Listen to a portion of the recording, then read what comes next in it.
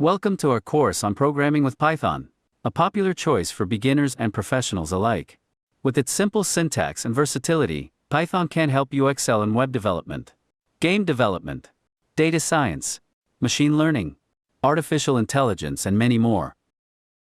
Python is a general-purpose language that can handle a wide variety of tasks.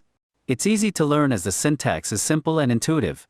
Once you understand the core concepts, you can start writing useful code in no time. Python's popularity has skyrocketed in recent years because of its ease of use, versatility, and the high demand for skilled developers. Like all programming languages, basics of Python comes down to variables, operators, and statements. These are common fundamental concepts for any programming language. Variable is a placeholder for storing data. Operators are used to perform operations on the data stored in the variable, like addition, subtraction, less than, greater than, and so forth. Statements are used to control the flow of execution in a program. Commonly used statements in Python are conditional statements, loop statements, and function definitions. Python has several built-in data types and structures. Few notable ones are numbers, strings, and lists. Data types and structures are an important part of programming. By understanding their properties, you can write more efficient and effective code. A function is a block of code that performs a specific task. Functions are used to organize code, make it reusable, and improve readability. To create a function in Python, use the def keyword followed by the name of the function, and then a pair of parentheses.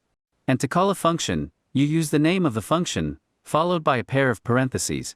Functions can return a value by using the return keyword, and multiple values can be returned by packing them into a tuple. Modules are a way to organize and reuse code in Python. They can make your programs easier to read, write, and maintain. To import a module, use the import keyword followed by the module name. Once a module is imported, its functions and variables can be accessed by using dot notation. Python has several built-in modules. Approximately 10 modules gets added every year. The latest version has over 340 built-in modules. Object-oriented programming is a way of thinking that treats data as objects, which are entities that have both properties and behavior.